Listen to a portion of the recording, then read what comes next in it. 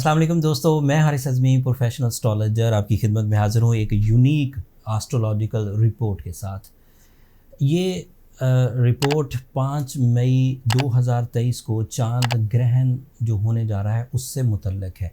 एक जामे, एक complete information as professional astrology.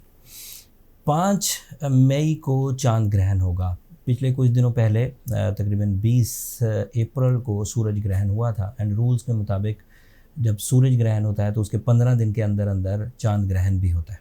जो चांद ग्रहण 5 मई को होने जा रहा है वो फुल मून को, पूरे चांद को ग्रहण होगा। इस पूरे चांद के ग्रहण का इम्पैक्ट दोहरा या उससे भी ज़्यादा होगा। उसकी कई वजूहात हैं, सब बयान करता हूँ। एक तो कंप्लीट चांद को ग्रहण है, दूसरा वो पाकिस्तान में भी नज़र आएगा, साउथ एशियन कंट्रीज़ में, इसलिए पाकिस्तानी लोगों के लिए ये अहमियत का हामिल होगा। इसकी कुछ डिस्टर्बेंसेस हैं, वो अभी वीडियो में बयान करूँगा।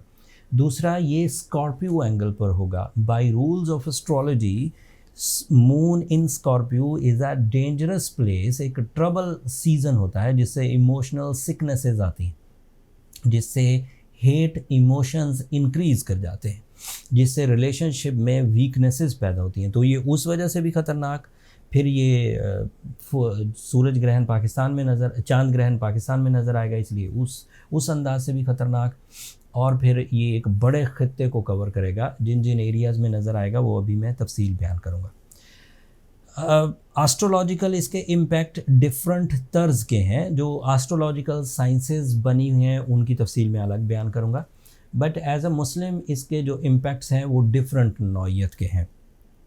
कुछ लोग जो बहुत मटीरियल माइंड के हैं वो इसे कुछ भी नहीं समझते। वो कहते हैं ग्रहण एक शैडो का नाम है और ऐसे ग्रहण होते ही रहते हैं। वो अपनी जगह ठीक हैं, हम उन्हें गलत नहीं कहते, लेकिन मजहबी तौर पर इन्हें इग्नोर नहीं किया जा सकता। इसे अल्लाह की निशानियों में से निशानी डिक्लेयर किया है। ज़माना जहालियत वाले वो जो वाक़यात थे, या सहाबा इकराम जो हुज़ूर सल्लल्लाहु अलैहि वसल्लम के बेटे उनकी मौत से उन्होंने उसको रिलेट कर दिया, वो सूरज ग्रहण था। तो हुज़ूर सल्लल्लाहु अलैहि वसल्लम ने उससे मना फरमाया कि ग्रहण की वजह से मौत नहीं हुई या मौत की वजह से ग्रहण नहीं हुआ। वो अपनी जगह एक हकीकत है और इंसानी ज़िंदगी का ख़ात्मा अल्लाह ताला की मर्ज़ी से है, वो अपनी जगह एक हकीकत है। लेकिन उन्होंने उस दिन नमाज कसूफ़ पढ़ी और उसे सुन्नत डिक्लेयर कर दिया। हुज़ूर सल्लल्लाहु अलैहि वसल्लम का कोई भी काम करना मजहबी नौइयत का सुन्नत कहलाता है। इवन नेल्स काटना, जूते में पहले पाँव कौन सा डाल रखना है, मस्जिद में पहला पाँव कौन सा रखना है, सोते हुए कपड़ों के एहतियात, ये सब जो उन्होंने इख्तियार किया वो हमारे लिए मशाले राह बनता है। अगर उन्होंने नमाज कसूफ़ ग्रहण के दौरान अदा की है तो हम इसे इग्नोर नहीं कर सकते, साइंसेस अपने तौर पर जो भी कहती रहे। एंड मटीरियल माइंड वाले तो जो मेजर निशानियां हैं उन्हें भी नहीं मानते। उसकी एक छोटी सी मिसाल देता हूँ, बात लंबी ना हो जाए। आपके सामने लोग दुनिया से चले जाते हैं, ख़त्म हो जाते हैं। आपको मटीरियल माइंड की वजह से उनका कोई वो नहीं होता कि ये कहाँ चले गए हैं, ये अभी ठीक थे। ये मतलब ये एक बड़ी निशानी थी कि दुनिया ख़त्म हो रही है, इंसान ख़त्म हो रहा है, हम उसे जाकर मिट्टी में दफना के आ जाते हैं। उनका जिस्म फिर भी या उनका दिल फिर भी कोई सबक नहीं लेता। ज़लज़ले आ जाते हैं, उनको साइंटिफिक रीज़न्स देकर उनको भी अल्लाह ताला की निशानियाँ या अल्लाह ताला का कुछ नहीं माना जाता। कुछ वो समझते हैं कि ये सिर्फ साइंटिफिक एलिमेंट्स थे। बहुत तेज़ बिजली गरजती है, कुरान में ज़िक्र है कि वो अल्लाह ताला की तरफ से है। उसमें गुस्सा भी है, उसमें निशानियाँ भी हैं, लेकिन उसे साइंटिफिक ही समझा जाता है। एंड डिजीज़ को भी अब साइंटिफिक ही समझा जाता है। सो लोग सारी ही चीज़ को साइंस से ही प्रूव करने लगे। साइंस और मज़हब में तसादुम कोई नहीं है, बट बिलीवर साइंस के ज़्यादा है, जबकि हिसाब साइंस को देना ही नहीं है। आप बिलीव करते रहे, साइंस तो आपसे पूछ ही नहीं रही कि आप मुझ पर बिलीव करें या ना करें। लेकिन एक क्रिएटर है, वो आपसे पूछ रहा है कि मैंने तुम्हें ये सब चीज़ें दी हैं, तुम्हें एक दिन इसका हिसाब देना है। लेकिन वो उस तरफ नहीं सोचते, ना उससे कोई लेसन लेते हैं, ना उसको फॉलो करते हैं, उसे कॉमन सी चीज़ समझते हैं। मिसाल के तौर पर पहले ज़मानों में जब पैगंबरों का सिलसिला भी जारी था, कोई स्पिरिचुअल इवेंट हुआ करता था तो वो बहुत देर तक लोगों के लेसन्स की वजह बनता था। जैसे हज़रत इब्राहीम का आग में सलामती से रहना। अब अगर होता तो उसे या तो तस्लीम ही ना किया जाता या फिर उसे भी कोई साइंस कह दिया जाता। जैसे हज़रत मूसा अलैहिस्सलाम का मुकाबला होना जादूगरों से, उस वक़्त भी उसे कोई रीज़न दे दिया जाता, जबकि वो अल्लाह ताला की निशानियों में से थी। बहुत सारे उस वक़्त के लोग भी उसे डिनाई कर देते थे, वो कहते थे ये ऐसा नहीं हो सकता। जबकि जिसके दरबार में फ़िरौन ने हुआ था उन्होंने भी उसे जादू ही करार दे दिया, अल्लाह की निशानियाँ ना माना। या फिर बहुत सारे मोजज़ात हज़रत मूसा अलैहिस्सलाम के दौर में हुए, लेकिन उनके अपने ही जो लोग उनके साथ चलते थे वो भी उसे उतना अच्छा नहीं मानते थे। कभी तो ब्लेम भी करने लग जाते थे कि ये मुसीबत हम पर जो आ गई है, अब आप और आपका रब ही इसे टैकल करे, हम आपके साथ नहीं है। Some sort of there is lot of examples.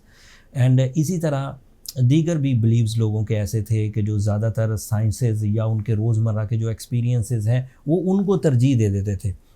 जो ऑर्डर्स ऑफ गॉड हैं, जो अल्लाह ताला की तरफ से अहकामात हैं, उन्हें तरजीह नहीं देते। बट अब आपने डिसाइड करना है कि आपने सिर्फ एक इसे शैडो मानना है, that is possible thing by the sciences, या फिर it is a event by the creator जिसे अल्लाह ताला ने अपनी आयत यानी कि अपनी निशानी डिक्लेयर किया। नमाज़ पढ़ने के बहुत सारे तरीके, नमाज खुसूफ़ कहते हैं। कुसूफ़ जो उजाले की नमाज़ हो वो सूरज में पढ़ी जाती है, खुसूफ़ जो अंधेरे की नमाज़ हो वो ज़ाहिर बात है चाँद ग्रहण के सीज़न में पढ़ी जाती है। नमाज खुसूफ़ मज़हबी रहनुमा जो हमारे उलमाए कराम हैं उन्हें ज़्यादा अच्छे अंदाज से बयान करना चाहिए। एंड सॉरी टू से, मुझे ये भी एक हकीकत है कि मोस्ट ऑफ द पीपल जो मज़हबी नौइयत के होते हैं उन्हें डेट्स भी नहीं पता होती कि चाँद ग्रहण कब होना है। एज़ प्रोफेशनल जब हम कुछ अपनी ड्यूटी अदा करते हैं कुछ 6-7 दिन पहले, तो कुछ ख़बरें सोशल मीडिया पे गर्दिश करती हैं एंड उन्हें देखकर वो लोग कुछ फ़ैसला करते हैं। एंड कुछ इलाकों में पिछले सालों में जब मैंने थोड़ी तनकीदी अंदाज से ये बोला था कि भाई जब ये हुज़ूर सल्लल्लाहु अलैहि वसल्लम ने नमाज़ पढ़ी है तो आप, और पढ़ी भी बाजमात है, सहाबा किराम के साथ भी पढ़ी, अकेले भी पढ़ सकते हैं साथ भी पढ़ सकते हैं, तो नफली ही, तो आप लोग क्यों नहीं पढ़ाते। एंड फिर मैंने जो इलेक्ट्रॉनिक चैनल्स थे उनसे भी ये छोटा सा गिला ही किया था कि वो भी उस दिन बयान करते हैं जिस दिन ग्रहण होना हो, जब वो सामने आ जाए, मतलब कुछ घंटों पहले वो ख़बरें देना शुरू करते हैं, उससे पहले वो भी कैलकुलेशंस नहीं करवाते। अब मैं as a professional details, date और वो टाइम तो बता देता हूँ, बाकी डिसीजन आपके हैं। पिछले दिनों मुझे पता चला था, कुछ मैसेजेस आए मुख्तलिफ़ दुनिया के ममालिक से कि उनके इलाकों में नमाज़ पढ़ाई गई एंड हमारे पाकिस्तान में भी नमाज़ पढ़ाई गई। आफ्टर दिस वीडियो या फिर उस इवेंट का जो प्रचार इलेक्ट्रॉनिक मीडिया ने किया या सोशल मीडिया ने किया, तो उस पर नमाज अदा करवाई गई। इस नमाज में अजान नहीं होती, आपको पता है, सिर्फ़ एक ऐलान किया जाता है, इन्ना सलाता जामियातुन, अगर मैं सही प्रोनाउंस कर रहा हूँ तो नमाज की तरफ आ जाओ मस्जिदों में। एंड हरम में भी अगर चांद ग्रहण हुआ, एक दफ़ा मैं जब हज पर था तो उस दौरान चांद ग्रहण की नमाज़ पढ़ाई गई थी। उन्होंने अरबी में बोला था, एट दैट टाइम हमें कोई अरबी आती नहीं थी, फिर वो इर्द गिर्द के लोगों से पूछ करके ये क्या ऐलान हुआ है, तो हमें पता चला कि ग्रहण हो रहा है एंड उसी की नमाज़ पढ़ाई जा रही है। ये बहुत अर्ली एजेस में था, मेरे ख्याल मैंने 2008 में हज किया था। अच्छा, अब अगली बात, ये नमाज़ ऐसी नमाज़ है जो 2 रुकू के साथ पढ़ी जाती है, 3 रुकू के साथ पढ़ी जाती है, 4 रुकू के साथ पढ़ी जाती है। 1 रुकू के बारे में कोई बात साबित नहीं है, इसलिए वो मना है। 5 रुकू के बारे में कोई बात साबित नहीं है, इसलिए वो भी मना है। या तो 2 रुकू होंगे, या तो 3 होंगे, या तो 4 होंगे। रुकू का मतलब ये है कि जब आपने तिलावत कर ली पूरी तरह एंड फिर आप जब रुकू में गए, फिर रुकू को भी लंबा किया, फिर दोबारा क़याम किया। अब रुकू के बाद अमूमी तौर पर सजदे में जाना होता है, लेकिन सजदे में नहीं गए, दोबारा खड़े हो गए एंड फिर लंबी तिलावत की, और इतनी लंबी तिलावत की जो पिछली तिलावत से थोड़ी छोटी हो। फिर दोबारा रुकू किया एंड रुकू लंबा किया एंड फिर वापस खड़े हो गए, सजदा फिर नहीं किया और क़याम कर लिया। एंड फिर किरत की जो भी आयतें, जो भी सूरतें आपको याद हैं, लेकिन अब तीसरी जो रुकू है उसमें पिछले 2 से कम पढ़ी जाएंगी, यही उसका तरीका है। एंड इसी तरह फिर तहयात और फिर सलाम फेरना, और जितना लंबा पढ़ा जाए। जो लोग पढ़ पाएँ अच्छी बात है, जो लोग नहीं पढ़ पाते वो कम से कम इस्तग़फ़ार ज़रूर करें। ये बहरहाल एक खौफ की अलामत के तौर पर ही सामने लाया जाता है कि अल्लाह ताला जब चाहें एक मेथड के तहत चीज़ों को बेनूर कर सकते हैं। इसका दौरानिया 4 घंटे 18 मिनट का होगा। पाकिस्तान में ये 5 तारीख को 8:14 शाम में ईशा के वक़्त शुरू हो जाएगा।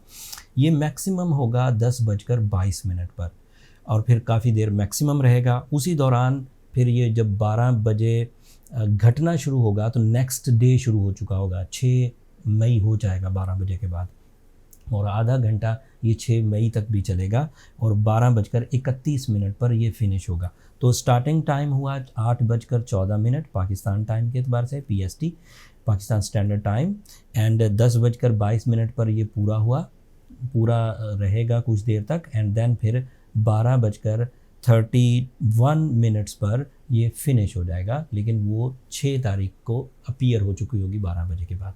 तो ये उसका टोटल दौरानिया था 4 घंटे का। अब इसमें जो मज़हबी नौइयत की चीज़ें थी, जो बिलीव्स थे, वो मैंने बयान कर दिए। अब एज अ एस्ट्रोलॉजर जो हमारी कैलकुलेशंस हैं उसकी तरफ थोड़ी मैं आपकी रग़बत दिलाता हूँ। Moon in Scorpio by rules of astrology is a major event, और वो ट्रबल मेकर होता है फॉर द फिज़िकल हेल्थ। अगर मून इन स्कॉर्पियो हो और ग्रहण भी हो जाए तो क्राइसिस इज्तिमाई नौइयत के भी आ सकते हैं। अगर सिर्फ मून इन स्कॉर्पियो हो तो उसे बीमारियों की वजह समझा जाता है, उसे कुछ खौफ की, कुछ एंग्जाइटी की, ओवर थिंकिंग की, डर या सेंसिटिविटीज़ की वजह समझा जाता है। बट अगर moon in Scorpio with eclipse हो तो दैट मीन्स कि financial crisis are expected, not individually कि सिर्फ आप खर्चे ज़्यादा कर देंगे या फाइनेंशियल क्राइसिस में या जॉब लूज़ कर दें या कोई इन्वेस्टमेंट डिक्रीज़ हो जाए या कोई प्रॉफिट हाथ से फिसल जाए या फिर किसी तरह का कोई डैमेज आ जाए। वो इनफरादी के साथ साथ ग्रहण की वजह से अब वो इज्तिमाई मतलब कौमी नौइयत पर आ जाए, कोई ऐसा डैमेज आ जाए जिसमें हमारे पास मुल्की सतह पर कुछ प्रॉब्लम्स आ जाएं, दीगर कंट्रीज़ में भी कोई मेजर इंसिडेंट हो जाए, कोई कुदरती आफात। अच्छा, एक और बात, जब मरकरी भी रेट्रोग्रेड है, उसके लिए भी मैं आपको अभी जब वीकली वीडियो बनाऊंगा तो उसमें तफसील बयान करूंगा। मरकरी भी रेट्रोग्रेड हो, चांद ग्रहण भी हो, सूरज ग्रहण भी हो के हटा हो, तो मादनियात वाले जो ज़मीन से रिलेटेड नुकसानात हैं वो बढ़ जाते हैं, जैसे तेल की कमी होना, जैसे अर्थक्वेक्स, जैसे उस तरह की चीज़ें जो ज़मीनी हक़ाइक़ पर मनफी हो जाएं, सैलाब वगैरह सम सॉर्ट ऑफ। और इस पर सारे ही लोग मुत्तफ़िक हैं, वैदिक भी एंड वेस्टर्न एस्ट्रोलॉजर्स भी। इसकी वजह से जो हेट इमोशंस हैं उनका इंक्रीज़ होना या कुदरती आफात का कुछ दिन पहले या कुछ दिन बाद अपीयर होना, दैट इज़ पॉसिबल। इवन हुकूमतों के लिए भी ये ख़तरात पैदा करता है। लिटिगेशन टाइप के इश्यूज़ या अदालती सतह पर ऐसी प्रॉब्लम्स जिनकी वजह से हेट इमोशंस डेवलप हों या रूल्स एंड प्रिंसिपल से हट कर घर में नाइत्तफाकी के कुछ दिन सामने आ जाएं, these are all possibility on the behalf of experiences. हाँ, ये एस्ट्रोलॉजर के पास कोई गैजेट्स नहीं हैं चीज़ों को चेक करने के लिए, वो लोगों के एक्सपीरियंस और जो कॉमन एक्सपीरियंस होते हैं उन्हें वो रूल बुक का हिस्सा बना लेते हैं। अब एज एस्ट्रोलॉजर जो इनकी प्लैनेटरी इम्पैक्ट्स हैं वो बयान करता हूँ। ये स्कॉर्पियो एंगल पर होगा सोलर सिस्टम में, तो एरीज़ के लिए वो 8th एंगल कहलाता है। So Aries are on maximum risk. 8th angle is a angle of insults, 8th angle is a angle of losses, 8th angle is an angle of some diseases, some sensitive thinking, डर या unconfident बदएतमादी, वो चीज़ें पैदा हो सकती हैं। That is only a possibility. But if you are a strong Aries so then okay. But Aries इन दिनों स्ट्रॉन्ग चल नहीं रहे, उनके लिए सैटर्न भी नेगेटिव है, उनके लिए मरकरी भी नेगेटिव है, और अब ये ग्रहण भी हो जाएगा। तो ये पोजीशन एरीज़ को काफ़ी ट्रबल दे सकती है। मोस्ट ऑफ द एरीज़ जो हैं वो अपने मूड स्विंग को फेस करेंगे, और ये आपके 4th एंगल का रिप्रेजेंटेटिव है। जिस एंगल पर होगा उस एंगल के डैमेजेस भी आएंगे, और जिस एंगल का ये रिप्रेजेंटेटिव है उस एंगल के डैमेजेस भी आएंगे। तो 4th angle means your comfort of life, your property, your life style, उसमें वाइब्रेशंस आ सकती हैं। तो आपने अपने लॉसेस को कवर करना है और अपने लाइफ स्टाइल को और कंफर्ट को आपने डील करना है। टॉरियंस के लिए ये 7th एंगल पर होगा। 7th angle is a angle of relationship, 7th angle is a angle of life partnership, 7th angle is a angle of business partnership, 7th angle is an angle of welfare, 7th angle is an angle of some powerful emotions toward the family. वो powerful emotion decrease करेंगे, business partnerships में collision produce हो सकता है, hate emotions की वजह से एक दूसरे के साथ जो गर्ज है वो कम हो सकती है। एंड आपके लिए ये तीसरे एंगल का भी रिप्रेजेंटेटिव है। तो जो जिम्मेदारियां आप अपनी फैमिली और दोस्त अहबाब के लिए निभा रहे हैं उनमें भी कमी आने के चांसेस बन जाएंगे। जेमिनाइज के लिए ये सिक्स्थ एंगल पर है। Sixth angle is angle of government jobs, जो लोग गवर्नमेंट जॉब करते हैं और वो जेमिनाइज भी है। Sixth angle is angle of physical health, sixth angle is angle of your stamina, sixth angle is angle of litigations. तो इन बकेट्स में, इन एरियाज़ में आपको कुछ ट्रबल उठ सकती हैं। एंड फिर ये आपके सेकंड एंगल का भी रिप्रेजेंटेटिव है। Second angle is your job, is your source of income, is your deals, and second angle is a angle of your material stability. तो उसमें भी वाइब्रेशंस आएंगी, वो भी सेंसिटिव हो सकते हैं। कैंसेरियन के लिए ये फिफ्थ एंगल पर होगा एंड कैंसेरियन का ये रूलिंग भी है। तो कैंसेरियन एरीज़ के बाद वो दूसरा स्टार है जो मेजर रिस्क में है, जो ट्रबल जोन में है।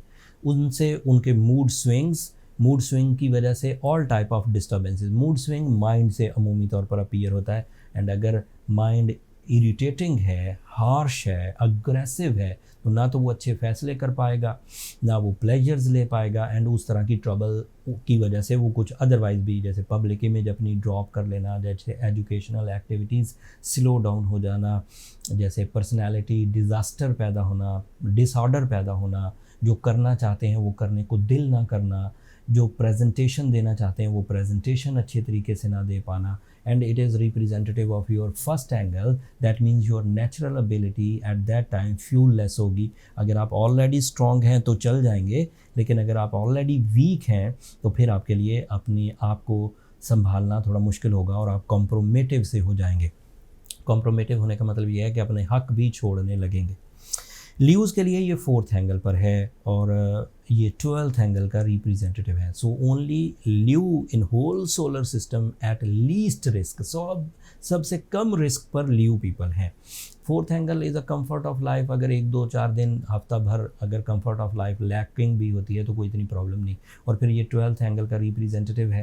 तो 12th एंगल में होने वाले जो प्रॉब्लम्स हैं वो मोस्टली नॉन मटीरियल टाइप के प्रॉब्लम्स होते हैं, जैसे ख्वाब बुरे आना, जैसे खदशात लाहक होना, जैसे लोगों पर शक पैदा होने लगना। इन्हें कंट्रोल किया जा सकता है, ये मेजर ट्रबल्स नहीं हैं। लेकिन फिर भी अपने ख़िलाफ़ होने वाली साजिशों पर खुसूसी नज़र रखने की ज़रूरत पड़ेगी ल्यूज़ को। वर्गोस के लिए ये फोर्थ एंगल पर होगा, वर्गोस के लिए ये थर्ड एंगल पर होगा, सॉरी। तो third angle means angle of family life, angle of अजीज़ व अकारब, दोस्त अहबाब या सराउंडिंग जिससे आप डेली मिलते हैं। एंड आपका बिहेवियर उनके साथ स्लो या कुलियन वाला, तसादुम वाला हो सकता है। और ये आपके 11th एंगल का रिप्रेजेंटेटिव है। तो वो एक्सपेक्टेशंस वर्गोज जो आप सडन गेन्स की सूरत में, अचानक फ़ायदे की सूरत में एक्सपेक्टेड थे कि यहाँ से कुछ फ़ायदे आएंगे, मे बी वो लेट हो जाए या लैकिंग में जाए। लेट होने का मतलब है देर से चले, देर से पूरे हों। लैकिंग का मतलब है कि जितने एक्सपेक्ट कर रहे थे उतने ना मिलें और उससे कम हो जाए। लिब्रा के लिए ये सेकंड एंगल पर होगा। Second angle is angle of your job, second angle is angle of your business plans, second angle is angle of your other source of income. Jobs के अलावा जो भी आप कुछ करते हैं तो उनमें कमी आएगी, उनकी प्रोडक्टिविटी स्लो डाउन होगी। एंड ये आपके 10th एंगल का रिप्रेजेंटेटिव भी है। तो आपकी available stability in your material status वो भी डिक्रीज़ होगी। अवेलेबल स्टेबिलिटी मतलब आप एक महीने में जितने भी पैसे बना रहे हैं वो कुछ दिनों के लिए कम पड़ेंगे। मे बी इस महीने आपकी जो मटेरियल सेक्टर है वो वीकर साइड पर रहे, वो कमज़ोर साइड पर रहे फॉर द लिब्रास। स्कॉर्पियोज़ के क्योंकि फर्स्ट ही एंगल पर हो रहा है तो स्कॉर्पियो, एरीज़ और कैंसर के बाद तीसरा वो स्टार है जिसको मेजर ट्रबल एक्सपेक्ट की जा सकती हैं, जिनको हम कह सकते हैं कि वो डेंजर जोन में है। तो फर्स्ट एंगल पर ग्रहण का होना, वो तमाम फैक्टर्स जो सब स्टार्स को थोड़े थोड़े हो सकते हैं वो स्कॉर्पियोज़ को सारे इकट्ठे हो सकते हैं। तो दैट इज़ अ पॉसिबिलिटी। उनको इमोशनल मूड स्विंग आना, उनको तालीमी सरगर्मियों का कमज़ोर होना, हेल्थ क्राइसिस आना, लिटिगेशन, लॉसेस, इंसल्ट, ये सब स्कॉर्पियो से यकमुश्त आ सकते हैं। That is a possible thing, but Allah करे ऐसा कुछ ना हो। आप नमाज खुसूफ अदा करें, सदक़ात दें ताकि रिकवरीज हो जाए।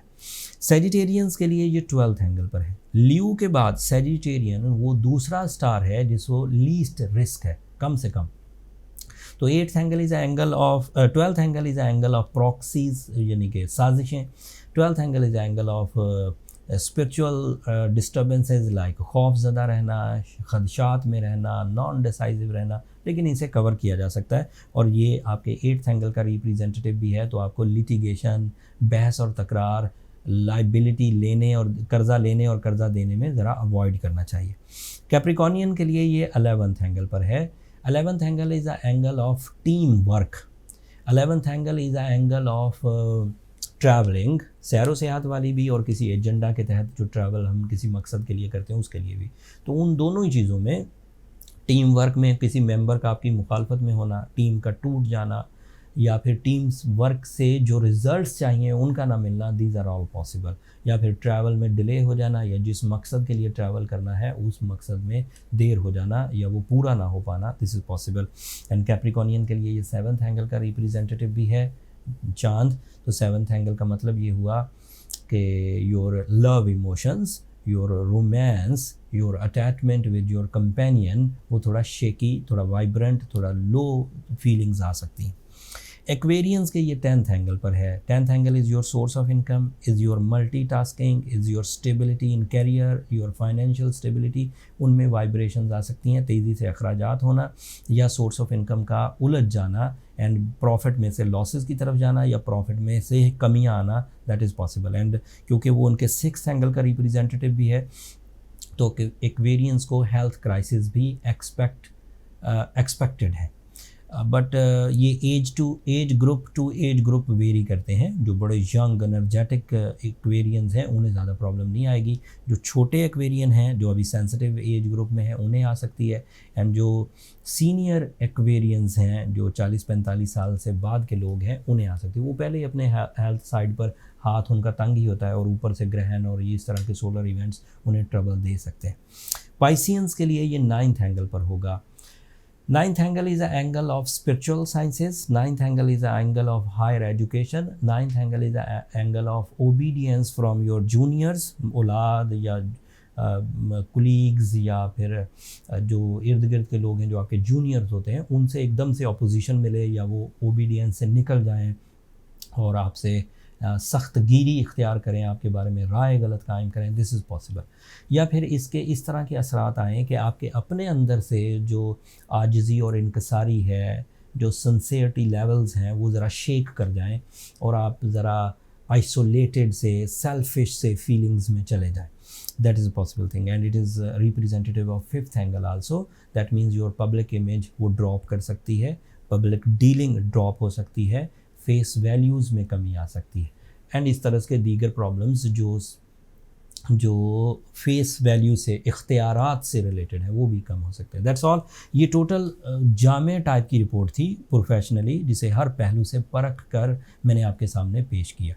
तो ये सोशल मीडिया की उन वीडियोज़ में से नहीं है जो जर्नल वीडियोज़ व्यूज़ के चक्कर में बना देते हैं। This is a proper research, time के ऊपर, मज़हब के ऊपर, एंड एस्ट्रोलॉजिकली। इसके बाद जो तोमहात हैं लोगों की, वो उनके बिलीव्स हैं। हम लोगों के बिलीव्स को नहीं छेड़ सकते। जो कोई किसी तरह भी बिलीव करता है वो उसकी मर्ज़ी है। वो जब दुनिया से जाएगा तो अपने बिलीव्स का हिसाब देगा, हम नहीं उसके बिलीव्स का हिसाब देंगे। अगर कोई बंदा ये बिलीव करता है कि उस दिन छुरी कांटे को हाथ ना लगाया जाए, ये उसका बिलीव है। अगर वो उसे रिलैक्स रहता है कि छुरी कांटे को हाथ नहीं लगाए बगैर उसका दिन गुजर सकता है, गुजार ले, इसमें हमें क्या मुश्किल है। ना मजहबी तौर पर मना है, ना साइंटिफिकली मना है। अगर वो अपने बिलीव के तहत अपना दिन अच्छा गुजार रहा है, छुरी को हाथ लगाए बगैर, ठीक है, गुजार ले। अगर कोई हामला खातून उस दिन उसने बहुत सारे काम प्लान किए हुए थे, लेकिन सिर्फ इस ग्रहण की वजह से उसके बिलीव हैं कि उसके आने वाले बेबी को कुछ प्रॉब्लम्स हो जाएंगी एंड वो कमरे से बाहर ना निकले, तो पेन उसने बर्दाश्त करनी है, वो घुस ही रहे हैं कमरे में, हमें कोई मुश्किल नहीं है। उसके बिलीव हैं, अगर उसके बिलीव से उसे पीस ऑफ माइंड मिल रहा है तो करती रहे, हमें हमारी तरफ से ना ये रिस्ट्रिक्शंस हैं और ना ये रिसर्चेस हैं। तमाम एस्ट्रोलॉजर्स जो ओल्ड एस्ट्रोलॉजी हुआ करती थी, जैसे ज़माना है जो शरई हमारे दौर गुजर रहा था नबी करीम सल्लल्लाहु अलैहि वसल्लम, उसमें भी तो उनकी वो कई तोहमात होती थी जो हुजूर सल्लल्लाहु अलैहि वसल्लम ने फिर दीनी तालीमात से रिकवर की, लेकिन उसके बावजूद लोग लगे रहे। अब आपके सामने ही है ना, वो हुजूर सल्लल्लाहु अलैहि वसल्लम के फ़र्जंद उनका इंतकाल हुआ तो उन्होंने उसी से रिलेट कर दिया, उसी दिन सूरज ग्रहण भी हो गया। उन्होंने कहा कि भाई क्योंकि नबी करीम सल्लल्लाहु अलैहि वसल्लम के बेटे का इंतकाल हुआ इसीलिए ग्रहण हुआ, तो उन्होंने फिर उससे मना फरमाया कि ऐसा हरगिज़ नहीं, ना इंतकाल की वजह से ग्रहण हुआ है ना ग्रहण की वजह से इंतकाल हुआ है, दोनों का कोई कनेक्शन नहीं, डिक्लेयर कर दिया। इसी तरह अब हामला औरतों के लिए अब कोई पैगंबर हजरात अल्लाह ताला ने वो जो तालीमात थी तो मुकम्मल कर दी। अब ये उस वक़्त तो ये हामला ख़वातीन वाला इशू था ही नहीं, ये बाद में हम अपने हमसाया मुल्क की वजह से, ये साउथ एशियन कंट्री के बिलीव्स की वजह से हम लोग इन चक्रों में मोस्टली पड़े रहते हैं। लेकिन as a professional this is my recommendation, there is no need कि अपने आप को छुपा के रखें, रॉक के पीछे चले जाएं या कमरों में घुस जाएं, ज़रूरत नहीं है। एंड इसी तरह के अदर बिलीव्स, कोई भी बिलीव्स हैं, जैसे लोग उस दिन बहुत ही अजीब अजीब किस्म के रसूमात करने लग जाते हैं, वो कोई ज़रूरत नहीं। नमाज खुसूफ, that is the only solution, that is the only recommendation by Deen Islam, by पैगंबर, by अहकामात खुदावंदी। उसके लिए ज़रूरत ही नहीं कि किसी एस्ट्रोलॉजर के कॉल पर चलें, किसी बुज़ुर्ग के कॉल पर चलें, किसी और आपके जो सीनियर्स हों उनके कॉल पर चलें। जब सबसे बड़े इल्म वाले ने, अलीमुन ख़बीर ने, जिसने उस ग्रहण को पैदा भी उसी ने किया, उसी ने उसका सलूशन भी बताया हुआ है, तो ज़रूरत ही नहीं, कैटलॉग तो वहीं से आएगी। और वो सच्चे थे, उनके वादे सच्चे हैं, उन वादों के आगे रिवॉर्ड्स सच्चे हैं, लिहाजा डरने या परेशान होने की ज़रूरत नहीं है। मैंने मोस्टली सभी चीज़ें कवर कर दी हैं, फिर भी कोई चीज़ ऐसी जो मैं मिस कर गया हूँ तो प्लीज़ कमेंट्स में इजहार कर दीजिएगा, ताकि ये जो ग्रहण वाले मामलात हैं, ये अब जो ग्रहण होने वो 2 अक्टूबर में होने और वो आखिरी होंगे। जब ये काफ़ी दिनों के बाद ग्रहण होता है, कुछ 6-7 महीने के बाद, इस गैप की वजह से लोग इन सारी चीज़ों को भूल जाते हैं, फिर हमें दोबारा रिपीट करना पड़ती है ताकि वो रिकॉल हो जाएं कि आप लोग जो सोच रहे हैं वो सही नहीं है। एंड हमारा ये डेली का काम है, 23-24 साल तो मुझे ही हो गए मेरी फील्ड में, बहुत सारे लोगों के उल्टे सीधे सवालों के जवाब भी दिए जिनका कहीं कोई जिक्र नहीं था। मतलब जो बुत परस्त लोग हैं उनके यहाँ भी उनका जिक्र नहीं था, जबकि मुसलमान मुझसे वो सवाल पूछा करते थे और मैं हैरान कुन होता था कि यार इतनी जहालत तो बुत परस्ती में भी नहीं है जितनी आप लोग इख्तियार कर रहे हैं। खैर, एज अ पब्लिक फिगर बहुत सारे एक्सपीरियंसेस होते हैं, लेकिन उन्हें बर्दाश्त करना पड़ता है क्योंकि हर आदमी अपने इल्म के आगे महदूद होता है। किसी का इल्म थोड़ा है, किसी का इल्म ज़्यादा है, एंड ये तो हदीस भी है कि हर इल्म वाले के ऊपर एक इल्म वाला होता है। तो आपको जो चीज़ें मैंने कोशिश की समझाने की, आप उनको परखिए ज़रूर, अपने बिलीव्स को फॉलो करिए, मुझे उससे कोई लेना देना नहीं है, वो आपका और रब का मामला है। लेकिन साइंटिफिकली जो चीज़ें या एस्ट्रोलॉजिकली जो चीज़ें बयान करनी थी वो मैंने तफसील से बयान कर दी। अब मुझे इजाज़त दीजिए, पिछले हफ्ते मैं ऑफ़ रहा रमज़ान की मसरूफ़ियात की वजह से एंड ईद की मसरूफ़ियात की वजह से, लेकिन अब वीडियो रिकॉर्ड कराऊँगा वीकली और इंशाल्लाह फ्राइडे को शाम में वो भी आपकी खिदमत में मैं पेश कर दूँ। That's all from my and. अगले हफ्ते तक के लिए इजाज़त दीजिए, अल्लाह ने के बाद।